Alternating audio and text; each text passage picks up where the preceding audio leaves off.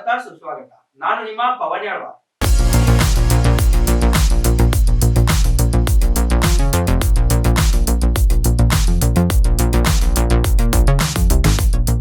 ಇದೀಗ ಹೆಡ್ಲೈನ್ಸ್.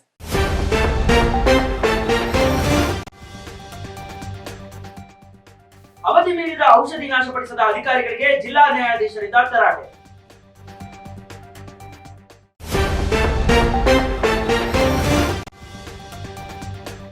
ಶ್ರೀ ದತ್ತಾಶ್ರಮ ಶ್ರೀ ನವನಾಥ ಸಿದ್ಧಾಶ್ರಮದಲ್ಲಿ 3 ದಿನಗಳ ಕಾಲ ಆಶ್ರಮದ ಬೆಳ್ಳಿ ಹಬ್ಬ.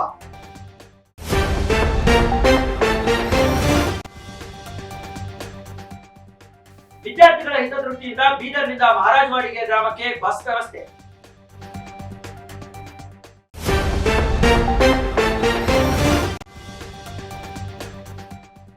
AICC general secretary Randeep Singh Surjewala ಇದ್ದ ಸುದ್ದಿಗೋಷ್ಠಿ.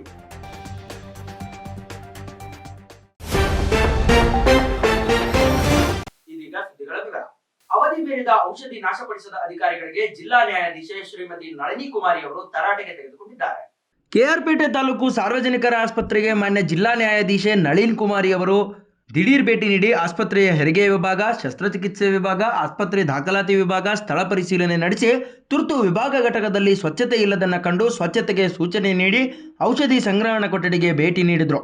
ಈ ಸಂದರ್ಭದಲ್ಲಿ ಅವಧಿಗೆ ಮೀರಿದ ಔಷಧಿಗಳನ್ನು ಕೆಲ ತಿಂಗಳು ಕಳೆದರೂ ಕೂಡ ನಾಶಪಡಿಸದೆ ಸಂಗ್ರಹಣಾ ಕೊಠಡಿಯಲ್ಲಿ ಇರುವುದನ್ನು ಅಧಿಕಾರಿಗಳಲ್ಲಿ ಚರ್ಚಿಸಿ ತರಾಟೆಗೆ ತೆಗೆದುಕೊಂಡರು. ಈ ಸಂದರ್ಭದಲ್ಲಿ ನ್ಯಾಯಾಧೀಶರಾದ ಓಂಕಾರ ಮೂರ್ತಿ, ಸಮೀರ್ ಪಿ ನಂದ್ಯಾಲ್, ಆಸ್ಪತ್ರೆ ಆಡಳಿತಾಧಿಕಾರಿ ಡಾಕ್ಟರ್ ಶಿವಕುಮಾರ್, ತಾಲೂಕಾ ವೈದ್ಯಾಧಿಕಾರಿ ಡಾಕ್ಟರ್ ಮಧುಸೂದನ್ ಸೇರಿದಂತೆ ಇನ್ನಿತರರು ಉಪಸ್ಥಿತರಿದ್ದರು.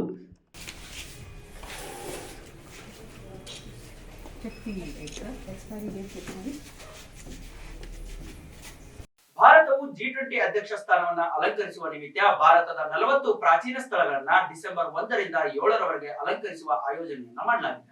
ಅದರಲ್ಲಿ ಕರ್ನಾಟಕದಿಂದ ಮತಾಂಧ ಕ್ರೂರಿ ಟಿಪ್ಪು ಸುಲ್ತಾನನ ಪ್ಯಾಲೇಸ್, ಬಿಜಾಪುರದ ಗೋಲ್ ಗುಂಬಜ್ನ ಮಾತ್ರ ಆಯ್ಕೆ ಮಾಡಿರುವುದು ಖಂಡನೀಯ ಅಂತ ಹೇಳಲಾಗ್ತಿದೆ.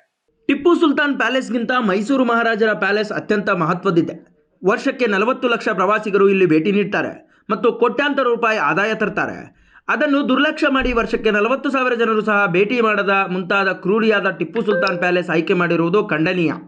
ಅದಕ್ಕಿಂತ ಮುಖ್ಯವಾಗಿ ಹಂಪಿಯನ್ನು ಯುನೆಸ್ಕೋ ವಿಶ್ವ ಪಾರಂಪರಿಕ ಸ್ಥಾನ ಎಂದು ಗುರುತಿಸಿದರೂ ಸಹ ಅದನ್ನು ಆಯ್ಕೆ ಮಾಡದೆ ದುರ್ಲಕ್ಷ್ಯ ಮಾಡಲಾಗಿದೆ. ಅದೇ ರೀತಿ ಬೇಲೂರು, ಹಳೆಬೀಡಿನ ಹೊಯ್ಸಳರ ಸರ್ವಶ್ರೇಷ್ಠ ಶಿಲ್ಪಕಲೆ ಇರುವ ಪ್ರಾಚೀನ ದೇವಾಲಯಗಳು, ಬಾದಾಮಿ ಚಾಲುಕ್ಯರ ಗುಹಾಂತರ ದೇವಾಲಯವನ್ನು ದುರ್ಲಕ್ಷ್ಯ ಮಾಡಲಾಗಿದೆ. ಕರ್ನಾಟಕದಲ್ಲಿ ಹಿಂದೂಗಳ ಮೇಲೆ ದೌರ್ಜನ್ಯ ಮಾಡಿದ ಬಿಜಾಪುರ ಸುಲ್ತಾನ, ಟಿಪ್ಪು ಸುಲ್ತಾನನ ಸ್ಥಳಗಳ ಆಯ್ಕೆ ಮಾಡಿರುವುದು ಖಂಡನೀಯ. ಕೇಂದ್ರ ಸರ್ಕಾರವು ಮತ್ತೊಮ್ಮೆ ನಿರ್ಣಯ ಪುನರ್ ಪರಿಶೀಲನೆ ಮಾಡಬೇಕು ಎಂದು ರಾಜ್ಯ ವಕ್ತಾರರು ಹಿಂದೂ ಜನಜಾಗೃತಿ ಸಮಿತಿಯ ಮೋಹನ್ ಗೌಡ್ರು ಆಗ್ರಹವನ್ನಿಟ್ಟಿದ್ದಾರೆ. ಕೇಂದ್ರ ಸರ್ಕಾರ ಮುಂದೆ G20 ಅಧ್ಯಕ್ಷತೆಯನ್ನು ವಹಿಸುವ ಸಂದರ್ಭದಲ್ಲಿ ಡಿಸೆಂಬರ್ 1 ರಿಂದ 7 ರವರೆಗೆ ಭಾರತದ 40 ನೈಸರ್ಗಿಕ ಮತ್ತು ಪ್ರಾಚೀನ ಮಾನ್ಯುಮೆಂಟ್ಗಳನ್ನು ಲೈಟ್ ಅಪ್ ಮಾಡುವಂಥ ಯೋಜನೆಯನ್ನು ಮಾಡಿದೆ. ಇದರಲ್ಲಿ ಕರ್ನಾಟಕದಿಂದ 2 ಸೈಟ್ಗಳನ್ನು ಆಯ್ಕೆ ಮಾಡಿದೆ. ಅದರಲ್ಲಿ ಒಂದು ಬಿಜಾಪುರ ಸುಲ್ತಾನನ ಗೋಲ್ ಗುಂಬಜ್, ಎರಡನೇದು ಟಿಪ್ಪು ಸುಲ್ತಾನ್. ದುರ್ದೈವ ಅಂತ ಹೇಳಿದರೆ ಒಬ್ಬ ಕ್ರೂರಿ ಮತಾಂಧ ಹಿಂದೂಗಳನ್ನು ಬರ್ಬರವಾಗಿ ಹತ್ಯೆ ಮಾಡಿದ, ಅತ್ಯಾಚಾರ ಮಾಡಿದ, ದೇವಸ್ಥಾನಗಳನ್ನು ವಿಧ್ವಂಸ ಮಾಡಿದಂಥ ಟಿಪ್ಪು ಸುಲ್ತಾನನ ಪ್ಯಾಲೇಸನ್ನು ಆಯ್ಕೆ ಮಾಡಿದ್ದಾರೆ. ಇದು ದುರಂತ ಇದೆ. ಇದನ್ನು ಹಿಂದೂ ಜನಜಾಗೃತಿ ಸಮಿತಿ ಖಂಡನೆಯನ್ನು ಮಾಡ್ತಾ ಇದೆ. ಟಿಪ್ಪು ಸುಲ್ತಾನ್ ಪ್ಯಾಲೇಸಿಗೆ ಒಂದು ವರ್ಷಕ್ಕೆ 40,000 ಜನ ವಿಸಿಟ್ ಮಾಡಿದರೆ, ಅದೇ ಮೈಸೂರು ಮಹಾರಾಜರು ನಮ್ಮ ಕರ್ನಾಟಕ ರಾಜ್ಯವನ್ನು ಅತ್ಯಂತ ಶ್ರೀಮಂತಗೊಳಿಸಿದ, ಕಲೆ ಸಂಸ್ಕೃತಿನ ಬೆಳೆಸಿದಂತಹ ಆ ಮೈಸೂರು ಪ್ಯಾಲೇಸಿಗೆ ಒಂದು ವರ್ಷಕ್ಕೆ 40 ಲಕ್ಷ ಜನ ಭೇಟಿ ಕೊಡ್ತಾರೆ. ಯುನೆಸ್ಕೋ ಹೆರಿಟೇಜ್ ಸೈಟ್ ಆಗಿರುವಂಥ ಇಂಥ ಶ್ರೇಷ್ಠ ಪ್ಯಾಲೇಸ್ಗಳನ್ನು ನಿಗ್ಲೆಕ್ಟ್ ಮಾಡಿ ಒಬ್ಬ ಕ್ರೂರಿ ಮತಾಂಧನ ಸೈಟನ್ನು ತೋರಿಸಿದ್ದಾರೆ. ಹಂಪಿ ಯುನೆಸ್ಕೋ ಹೆರಿಟೇಜ್ ಇದೆ, ಅದನ್ನು ದುರ್ಲಕ್ಷ್ಯ ಮಾಡಿದ್ದಾರೆ. ಬೇಲೂರು, ಹಳೆಬೀಡು, ಬಾದಾಮಿ ಗುಹಾಂತರ ದೇವಾಲಯಗಳನ್ನು ದುರ್ಲಕ್ಷ್ಯ ಮಾಡಿ ಮುಸಲ್ಮಾನರ ಸೈಟ್ಗಳನ್ನು ಮಾತ್ರ ಇದರಲ್ಲೇ ಲೈಟ್ ಅಪ್ ಮಾಡಲಿಕ್ಕಾಗಿ ಆಯ್ಕೆ ಮಾಡಿರುವಂಥದ್ದು ಖಂಡನೀಯ. ಕೇಂದ್ರ ಸರ್ಕಾರ ಈ ನಿರ್ಣಯವನ್ನು ಮತ್ತೊಮ್ಮೆ ಪರಿಶೀಲನೆ ಮಾಡಬೇಕು ಹೇಳುವ ಆಗ್ರಹವನ್ನು ಹಿಂದೂ ಜನಜಾಗೃತಿ ಸಮಿತಿ ಮಾಡ್ತಾ ಇದೆ. ಮೋಹನ್ ಗೌಡ, ಕರ್ನಾಟಕ ರಾಜ್ಯ ವಕ್ತಾರ, ಹಿಂದೂ ಜನಜಾಗೃತಿ ಸಮಿತಿ. ಮಂಡ್ಯದಲ್ಲಿ ಪ್ರತಿಭಟನೆ. ಡಿಸೆಂಬರ್ 1 ರಂದು ಮಹಾರಾಷ್ಟ್ರದಲ್ಲಿರುವ ಅಚ್ಚ ಕನ್ನಡ ಪ್ರದೇಶಗಳಾದ ಅಕ್ಕಲಕೋಟೆ, ಸೋಲಾಪುರ್, ಪಂಡರಾಪುರ್, ಪೀರ್ಕ್, ಉಸ್ಮಾನಾಬಾದ್, ಲಾತೂರ್, ಅಜಂತಾ, ಎಲ್ಲೋರ, ಅರ್ಧ ಭಾಗ ಮುಂಬೈ ಪ್ರದೇಶಗಳನ್ನ ಕರ್ನಾಟಕಕ್ಕೆ ಸೇರಿಸಿಕೊಳ್ಳಲು ಮುಂದಾಗಬೇಕು ಎಂದು ಮುಖ್ಯಮಂತ್ರಿಗಳಲ್ಲಿ ಆಗ್ರಹ ನೀಡಲಾಗಿದೆ. ಈ ಸಂದರ್ಭದಲ್ಲಿ ಕದಂಬ ಸೈನ್ಯ ಕನ್ನಡ ಸಂಘಟನೆ ರಾಜ್ಯಾಧ್ಯಕ್ಷ ಬೇಕ್ರಿ ರಮೇಶ್, ರಾಜ್ಯ ಸಂಚಾಲಕ ಎಸ್ ಶಿವಕುಮಾರ್, ರಾಜ್ಯ ಸಹ ಕಾರ್ಯದರ್ಶಿ ಉಮಡಹಳ್ಳಿ ನಾಗೇಶ್, ಮಂಡ್ಯ ಬಿ ಶಿವಕುಮಾರ್, ಮೈಸೂರು ಮಂಡ್ಯ ಜಿಲ್ಲೆ ಉಪಾಧ್ಯಕ್ಷ ರಾಮು, ರಾಮನಗರ ಜಿಲ್ಲೆ ಕಾರ್ಯದರ್ಶಿ ಚಿಕ್ಕವೆಂಕಟಪ್ಪ, ಮುಖಂಡರಾದ Benjamin Thomas, Yogesh Konanahalli, RTO Krishna ಪ್ರಮುಖರು ಉಪಸ್ಥಿತರಿದ್ದರು. ಬೀದರ್ ನಗರದ ರಾಂಪುರೆ ಕಾಲೋನಿಯಲ್ಲಿರುವ ಶ್ರೀ ದತ್ತಾಶ್ರಮ ಶ್ರೀ ನವನಾಥ ಸಿದ್ದಾಶ್ರಮದಲ್ಲಿ ದಿನಾಂಕ 6ರಿಂದ 8ರವರೆಗೆ 3 ದಿನಗಳ ಕಾಲ ಆಶ್ರಮದ ಬೆಳ್ಳಿ ಹಬ್ಬ ಆನಂದ ಮಹೋತ್ಸವ ಆಚರಿಸಲಾಗುತ್ತದೆ ಎಂದು ಪೀಠಾಧಿಪತಿ ಪೂಜ್ಯ ಶ್ರೀ ಜಗನ್ನಾಥ ಮಹಾರಾಜರವರು ಮತ್ತು ಸಂಚಾಲಕ ಕಿರಣ್ ಮಹಾರಾಜ್ ಪತ್ರಿಕಾ ಪ್ರಕಟಣೆಯಲ್ಲಿ ತಿಳಿಸಿದ್ದಾರೆ. ದಿನಾಂಕ 7ರಂದು ಬೆಳಗ್ಗೆ 6 ಗಂಟೆಗೆ ಶ್ರೀ ಗುರುದತ್ತ ಜಯಂತಿ ತೊಟ್ಟಿಲು ಕಾರ್ಯಕ್ರಮ, 10 ಗಂಟೆಗೆ ಗಣಗಾಪುರ, ಚಿಂತಲಗೇರ, ಹೊಕ್ರಾಣಾಬಿ, ಬೂಚನಹಳ್ಳಿ ತಂಡಗಳಿಂದ ಸಂಗೀತ ಭಜನೆ ಕಾರ್ಯಕ್ರಮ ಜರುಗಲಿವೆ. ದಿನಾಂಕ 8ರಂದು ಮುಂಜಾನೆಯಲ್ಲಿ ನವಗ್ರಹ ಪ್ರಾಣ ಪ್ರತಿಷ್ಠಾಪನೆ, ಕಳಸಾರೋಹಣ ಮತ್ತು ಪೂರ್ಣಾಹುತಿ, 11 ಗಂಟೆಗೆ ಪಲ್ಲಕ್ಕಿ ಸೇವೆ, 11:45ಕ್ಕೆ ಗೋಪಾಳ ಕಲಾ, ಮಧ್ಯಾಹ್ನ 1 ಗಂಟೆಗೆ ಮಹಾಪ್ರಸಾದ ವಿತರಣೆ ನಡೆಯಲಿದೆ. ಸಂಜೆ 5 ಗಂಟೆಗೆ ಭಜನೆ, ದೀಪೋತ್ಸವ ಕಾರ್ಯಕ್ರಮಗಳು ಜರುಗಲಿವೆ. ಸ್ವಾತಂತ್ರ್ಯದ ಬಳಿಕ ಭಾಷೆಯ ಆಧಾರದಲ್ಲಿ ರಚಿತವಾದ ಮೈಸೂರು ರಾಜ್ಯದ ಸಮಗ್ರ ಅಭಿವೃದ್ಧಿಗೆ ನೀಲನಕ್ಷೆಯನ್ನು ಸಿದ್ಧಪಡಿಸಿದ ಸಂಪೂರ್ಣ ಶ್ರೇಯ ಕೆಂಗಲ್ ಹನುಮಂತಯ್ಯನವರಿಗೆ ಸಲ್ಲುತ್ತದೆ. ದೇಶದಲ್ಲಿಯೇ ಯಾವ ರಾಜ್ಯದಲ್ಲಿಯೂ ಇರದಂತಹ ಆಡಳಿತ ಸೌಧವಾದ ವಿಧಾನಸೌಧವನ್ನು ನಿರ್ಮಿಸುವ ಜೊತೆಗೆ ಅನೇಕ ಕೊಡುಗೆಗಳನ್ನ ಅವರು ನೀಡಿದ್ದಾರೆ. ಅವರನ್ನು ಸದಾಕಾಲ ಸ್ಮರಿಸುತ್ತಾ ಅವರು ಹಾಕಿಕೊಟ್ಟ ಹಾದಿಯಲ್ಲಿ ಮುನ್ನಡೆಯುವುದು ನಮ್ಮೆಲ್ಲರ ಆದ್ಯ ಕರ್ತವ್ಯ ಎಂದು ಸಿಎಂ ಬಸವರಾಜ ಬೊಮ್ಮಾಯಿ ಅವರು ಅವರನ್ನ ನೆನೆದರು. ಸ್ವಾತಂತ್ರ್ಯದ ಬಳಿಕ ಭಾಷೆಯ ಆಧಾರದಲ್ಲಿ ರಚಿತವಾದ ಮೈಸೂರು ರಾಜ್ಯದ ಸಮಗ್ರ ಅಭಿವೃದ್ಧಿಗೆ ನೀಲನಕ್ಷೆಯನ್ನು ಸಿದ್ಧಪಡಿಸಿದ ಸಂಪೂರ್ಣ ಶ್ರೇಯ ಕೆಂಗಲ್ ಹನುಮಂತಯ್ಯನವರಿಗೆ ಸಲ್ಲುತ್ತದೆ. ದೇಶದಲ್ಲಿಯೇ ಯಾವ ರಾಜ್ಯದಲ್ಲಿಯೂ ಇರದಂತಹ ಆಡಳಿತ ಸೌಧವಾದ ವಿಧಾನಸೌಧವನ್ನು ನಿರ್ಮಿಸುವ ಜೊತೆಗೆ ಅನೇಕ ಕೊಡುಗೆಗಳನ್ನು ಅವರು ನೀಡಿದ್ದಾರೆ. ಅವರನ್ನು ಸದಾಕಾಲ ಸ್ಮರಿಸುತ್ತಾ ಅವರು ಹಾಕಿಕೊಟ್ಟ ಹಾದಿಯಲ್ಲಿ ಮುನ್ನಡೆಯುವುದು ನಮ್ಮೆಲ್ಲರ ಆದ್ಯ ಕರ್ತವ್ಯವಾಗಿದೆ ಎಂದು ಸಿಎಂ ಬೊಮ್ಮಾಯಿ ಅವರು ಕೆಂಗಲ್ ಹನುಮಂತಯ್ಯನವರನ್ನು ನೆನೆದರು. ಕರ್ನಾಟಕದ ಮುಖ್ಯಮಂತ್ರಿಗಳಾದಂಥ ಸ್ವತಂತ್ರ ಹೋರಾಟಗಾರರಾದಂಥ ಕೆಂಗಲ್ ಹನುಮಂತಯ್ಯನವರ ಪುಣ್ಯತಿಥಿ ನಾವೆಲ್ಲರೂ ಕೂಡ ಭಾಗವಹಿಸಿದ್ದೇವೆ. ಅವರ ಸ್ಮರಣೆಯನ್ನು ಮಾಡುವಂಥ ಒಂದು ದಿನ. ಅವರ ಕಾರ್ಯಕ್ರಮಗಳನ್ನು, ಅವರು ಬಿಟ್ಟು ಹೋಗಿರುವಂಥ ತತ್ವ ಆದರ್ಶಗಳನ್ನು ನಾವೆಲ್ಲರೂ ಸ್ಮರಣೆ ಮಾಡುವಂಥ ಒಂದು ದಿನ. ಕೆಂಗಲ್ ಹನುಮಂತವರು ಮೈಸೂರು ಪ್ರಾಂತದ ಅತ್ಯಂತ ಹಿರಿಯ ಪ್ರಮುಖ ನಾಯಕರಾಗಿದ್ದರು. ಮೈಸೂರು ಪ್ರಜಾಪ್ರತಿನಿಧಿಯಲ್ಲಿ ಅಲ್ಲಿ ಭಾಗವಹಿಸಿದಂಥವರು. ಅದಲ್ಲದೆ ಕರ್ನಾಟಕದ ಏಕೀಕರಣಕ್ಕಾಗಿ ಭಾಳ ಮಹತ್ವದ ಪಾತ್ರವನ್ನು ವಹಿಸಿ ಅವರು ಇಡೀ ಕನ್ನಡ ನಾಡಿನ ಬಗ್ಗೆ ಅಪ್ರಥಮವಾಗಿರುವಂಥ ಒಂದು ಪ್ರೀತಿ, ಎಲ್ಲ ಕನ್ನಡಿಗರು ಒಂದಾಗಬೇಕನ್ನುವಂಥ ಒಂದು ಹೆಬ್ಬಯಕೆ ಮತ್ತು ಮೈಸೂರು ಒಡೆಯರ ರಾಜಮನೆತನದ ಒಂದು ಪ್ರಭಾವ, ಅಭಿವೃದ್ಧಿಯನ್ನು ರಾಜಕಾರಣದ ಒಂದು ಮೂಲ ಮಂತ್ರವಾಗಿಬೇಕಂತ ಹೇಳಿ ನಾಡಿನ ಅಭಿವೃದ್ಧಿ ಬಗ್ಗೆ ಸದಾಕಾಲ ಚಿಂತನೆಯನ್ನು ಮಾಡಿದವರು. ಅವತ್ತಿನ ಮೈಸೂರು ರಾಜ್ಯ ಆದ ತಕ್ಷಣ ಬೆಂಗಳೂರಿನಲ್ಲಿ ಅದರ ಶಕ್ತಿ ಕೇಂದ್ರ ಆಗಬೇಕು ಅಂತ ಅವರು ಯೋಚನೆಯನ್ನು ಮಾಡಿ ಇವತ್ತು ಇಡೀ ಕರ್ನಾಟಕದ ಶಕ್ತಿ ಸೌಧ ಆದಂಥ ವಿಧಾನಸೌಧವನ್ನು ನಿರ್ಮಾಣ ಮಾಡಿದರು.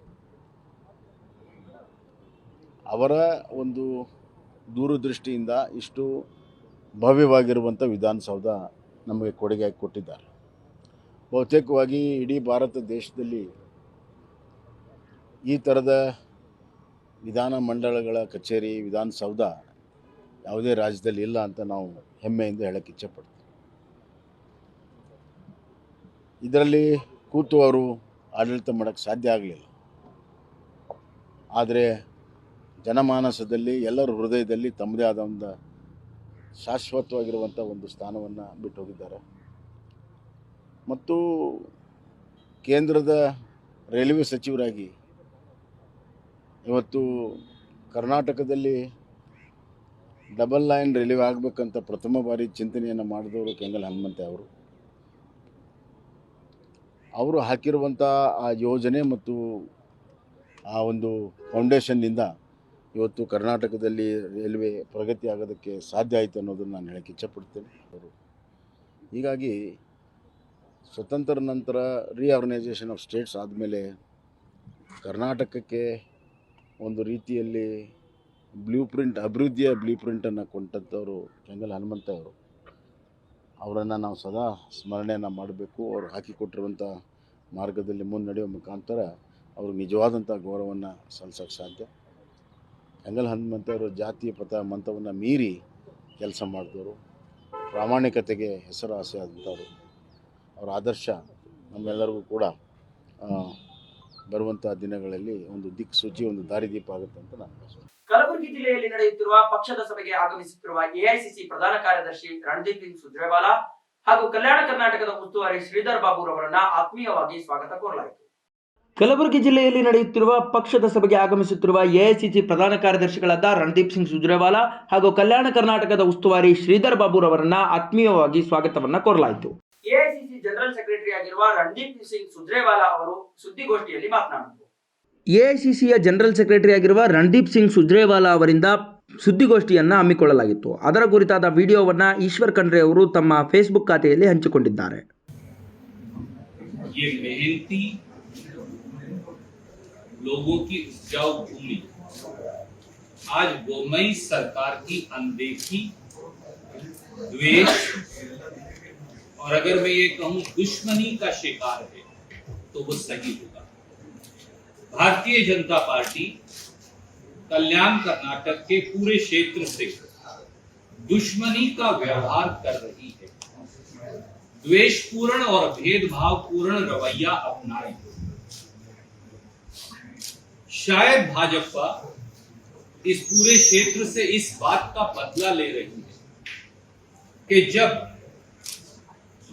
इस मेहनतकश क्षेत्र ने, इलाके में संविधान में विशेष दर्जे की मांग रखी थी, तो देश की संसद में भारतीय जनता पार्टी ने इसका विरोध किया. भाजपा हमेशा कल्याण कर्नाटक को एक संवैधानिक दर्जा दे, विशेष सुविधाएं देने के खिलाफ रही है और भाजपा के उस समय के अध्यक्ष और पूर्व उप प्रधानमंत्री, उस समय के उप प्रधानमंत्री श्री लालकृष्ण अडवाणी जी ने लिखकर औपचारिक तौर से भाजपा की राय जाहिर करते हुए गुलबर्गा से लेकर विजयनगर तक इस पूरे क्षेत्र को विशेष सुविधाएं और संवैधानिक दर्जा देने का विरोध किया. कांग्रेस ने संकल्प लेकर दिसंबर 2013 में ये करके दिखाया. हमने देश की सभी पार्टियों को जोड़ा और बीजेपी को छोड़कर बाकी सब दल साथ आए और कांग्रेस ने ये लागू किया, जिसे हम 371J स्पेशल स्टेटस कहते हैं. आप मुझसे ज्यादा जानते हैं, इस देश में दो सबसे बड़े एरिड रीजन्स हैं, एक राजस्थान और एक कल्याण कर्नाटक, जहां लोग मेहनती हैं, बहादुर हैं, भूमि उपजाऊ है, पर प्राकृतिक संसाधनों और पानी की कमी. और इसीलिए याद करिए, उस समय भी आदरणीय खड़गे साहब और स्वर्गीय धर्म सिंह जी और हमारे सब नेताओं ने मिलकर इस आंदोलन की अगुवाई की और 371J को एक विशेष दर्जे के साथ यहां सुविधाएं दिलवाई. आजादी से लेकर आज तक कल्याण कर्नाटक की हर बड़ी स्कीम कांग्रेस ने बनाई, चाहे वो 1949 में तुंगभद्रा नदी पर डैम बनाने की बात हो, चाहे वो Rajiv Gandhi thermal power plant बनाने की बात हो रायचूर में, चाहे इस पूरे क्षेत्र के लिए रोजगार पैदा करने के लिए, औद्योगिक तरक्की के लिए रेल का कारखाना बनाने की बात हो, चाहे ईएसआई के विशेष अस्पताल की सुविधाएं बनाने की बात हो, चाहे कल्याण कर्नाटक बोर्ड कानून पहले बना और फिर संवैधानिक दर्जा बनाकर इसे विशेष स्टेटस दिलाने की बात हो, 1991 में कांग्रेस की सरकार ने कानून बना दिया था। नतीजा ये हुआ कि 35 से 36 हजार बच्चों को इस पूरे क्षेत्र के मेडिकल सीट्स मिली। कांग्रेस ने 5 साल 6 साल के इलाके में ही, कांग्रेस की पिछली सरकार ने 13 से 18 के बीच हमने लगभग, यहां मुझे बता रहे थे खंडरे साहब भी, पाटिल साहब भी, कि लगभग 30,000 बच्चों को हम यहां रोजगार दे पाए, सरकारी नौकरी। ये इन सब पर विराम लगा दिया, इन सब पर प्रश्न चिन्ह लगा दिया। आज सवाल ना डीके शिव कुमार का है, ना एमबी पाटिल का है, ना पाटिल साहब का है, ना रहीम खान का है, ना हमारे कार्यकारी अध्यक्ष जी का है, ना अजय सिंह जी का है, ना हमारे बाकी साथियों का है। इस इलाके की तरक्की में बीजेपी सबसे बड़ा रोड़ा है और उस रोड़े को हटाकर दोबारा से तरक्की की गंगा को यहां बहाने की आवश्यकता है। एक ऐसे अनुष्ठान की, एक ऐसे यज्ञ की शुरुआत करने की जरूरत है जिसमें से तरक्की निकले, विकास निकले, रोजगार निकले। और उसके लिए खड़गे साहब अब कांग्रेस पार्टी के राष्ट्रीय अध्यक्ष भी हैं, उनके नेतृत्व में प्रदेश कांग्रेस कमेटी के अध्यक्ष शिव कुमार जी के नेतृत्व में, हमारे पूर्व मुख्यमंत्री जो विपक्ष के नेता हैं सिद्धारमैया जी, उनके नेतृत्व में, हमारे campaign committee chairperson MB Patil ji के नेतृत्व में, ईश्वर खंडरे जी के नेतृत्व में, सब साथी पाटिल साहब यहाँ हैं, उनके नेतृत्व में हमने ये निर्णय किया है कि 10 तारीख को एक अनुष्ठान, एक यज्ञ, एक नया संकल्प लेके कि वो सारा भेदभाव जो यहाँ पैसे की एलोकेशंस की बात हो, रोजगार पैदा करने की बात हो। एक छोटा सा उदाहरण दूं, 16,000 अध्यापकों के पद यहाँ खाली पड़े, 40,000 नौकरियां केवल कल्याण कर्नाटका में सरकारी नौकरियां खाली पड़ी हैं, 40,000। कैसे बच्चों को रोजगार मिलेगा, कैसे बच्चे पढ़ेंगे? स्वास्थ्य हो, शिक्षा हो, सिंचाई हो, बिजली हो। कितने गांव ऐसे हैं यहाँ अलग अलग विधानसभा क्षेत्रों में जहां 5-5, 6-6 दिन तक पीने का पानी उपलब्ध है। किस प्रकार से हमारा किसान तरक्की करेगा? और आखिर में केवल ये कहूंगा, गरीब के साथ एक विशेष भेदभाव पूरे कर्नाटक सहित कल्याण कर्नाटक में हो रहा है। हमने 2 दिन पहले, 48 घंटे पहले देखा कि हमारे जो SC, ST, OBC और माइनॉरिटीज के बच्चे कक्षा 1 से कक्षा 8 तक जो प्री मैट्रिक स्कॉलरशिप या वजीफा हम देते थे, और आज से नहीं, दशकों से कांग्रेस पार्टी दे रही है पूरे देश में, मोदी सरकार ने, भाजपा ने वो बंद कर दिया।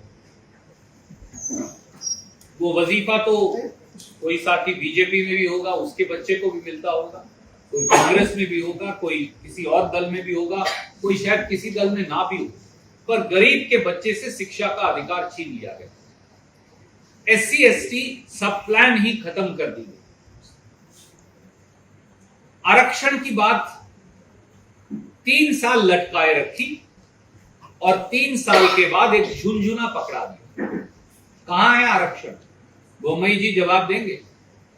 कागज पर दस्तखत करने से तो आरक्षण नहीं मिलेगा।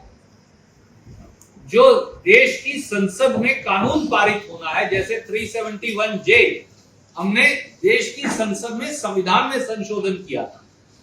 अगर हम भी मुजबानी कह देते कि हाँ साहब 370 स्पेशल स्टेटस दे दिया तो थोड़ी मिल जाता। 371J आर्टिकल ऐड हुआ। देश की संसद में आरक्षण को में इजाफा करने का कानून जो पारित होना है वो क्यों नहीं हुआ? क्योंकि नरेंद्र मोदी जी ने बोम्मई जी के उस कागज को कूड़ेदान में डाल दिया। ये सिर्फ लॉलीपॉप दे रहे हैं। आज तक कोई आरक्षण नहीं मिल पाया, ना कोई आरक्षण बीजेपी देगी। इसके लिए केवल और केवल कांग्रेस कटिबद्ध है, प्रतिबद्ध है। तो गरीब पर प्रहार, किसान पर प्रहार, युवा पर प्रहार, गृहिणी पर प्रहार, इन सब के खिलाफ एक जन आंदोलन हम तैयार कर रहे हैं और 10 तारीख के लिए आपको सादर हाथ जोड़कर निमंत्रण भी है। और इस एक एक विधानसभा क्षेत्र से हमारे साथी आज आए हैं, आज उनसे बात करेंगे। अध्यक्ष जी यहाँ मौजूद हैं, टारगेट सेट करेंगे और एक एक गांव में हम जाएंगे ताकि 10 तारीख का कार्यक्रम केवल एक कार्यक्रम ना हो, वो एक एक विधानसभा क्षेत्र का योगदान उसमें। ವಿದ್ಯಾರ್ಥಿಗಳ ಹಿತದೃಷ್ಟಿಯಿಂದ ಬೀದರ್ನಿಂದ ಮಹಾರಾಜವಾಡಿ ಗ್ರಾಮಕ್ಕೆ ಸಂಜೆ 6:30ಕ್ಕೆ ಬಸ್ ವ್ಯವಸ್ಥೆ ಕಲ್ಪಿಸಿಕೊಟ್ಟ ಘಟಕ ವ್ಯವಸ್ಥಾಪಕರಿಗೆ ಗ್ರಾಮಸ್ಥರು ಧನ್ಯವಾದಗಳನ್ನು ಅರ್ಪಿಸಿದರು. ವಿದ್ಯಾರ್ಥಿಗಳ ಹಿತದೃಷ್ಟಿಯಿಂದ ಬೀದರ್ನಿಂದ ಮಹಾರಾಜವಾಡಿ ಗ್ರಾಮಕ್ಕೆ ಸಂಜೆ 6:15ಕ್ಕೆ ಬಸ್ ವ್ಯವಸ್ಥೆ ಕಲ್ಪಿಸಿಕೊಟ್ಟ ಘಟಕ ವ್ಯವಸ್ಥಾಪಕರಿಗೆ ಮಹಾರಾಜವಾಡಿ ಗ್ರಾಮಸ್ಥರು ಧನ್ಯವಾದಗಳನ್ನು ಅರ್ಪಿಸಿದರು. ನೆಲಮಂಗಲ ವಿಧಾನಸಭೆ ಕ್ಷೇತ್ರದ ಮರಗೇನಹಳ್ಳಿ ಗ್ರಾಮದ ಈ ತಾಯಂದಿರ ನಿರೀಕ್ಷೆ ಹುಸಿ ಮಾಡುವುದಿಲ್ಲ. 2023ಕ್ಕೆ ಖಂಡಿತ ಜನತಾ ಸರ್ಕಾರ ಅಧಿಕಾರಕ್ಕೆ ಬರಲಿದೆ, ಇವರ ಕಷ್ಟಕ್ಕೆ ಪರಿಹಾರ ಸಿಗಲಿದೆ ಅಂತ ಎಚ್ ಡಿ ಕುಮಾರಸ್ವಾಮಿ ಅವರು ಭರವಸೆಯನ್ನ ನೀಡಿದರು. ನೆಲಮಂಗಲ ವಿಧಾನಸಭಾ ಕ್ಷೇತ್ರದ ಮರಗೇನಹಳ್ಳಿ ಗ್ರಾಮದ ತಾಯಂದಿರ ನಿರೀಕ್ಷೆಯನ್ನ ಹುಸಿ ಮಾಡುವುದಿಲ್ಲ, 23ಕ್ಕೆ ಖಂಡಿತ ಜನತಾ ಸರ್ಕಾರ ಬರಲಿದೆ ಅಂತ ಮಾಜಿ ಸಿಎಂ ಎಚ್ ಡಿ ಕುಮಾರಸ್ವಾಮಿ ಅವರು ಭರವಸೆಯನ್ನ ವ್ಯಕ್ತಪಡಿಸಿದರು.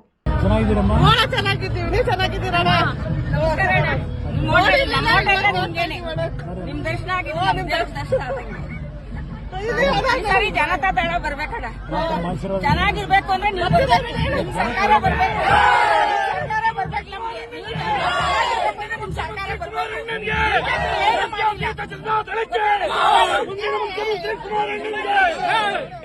ತುಂಬಾ ನಾವು ತಿಂದಿದ್ದೀವಿ.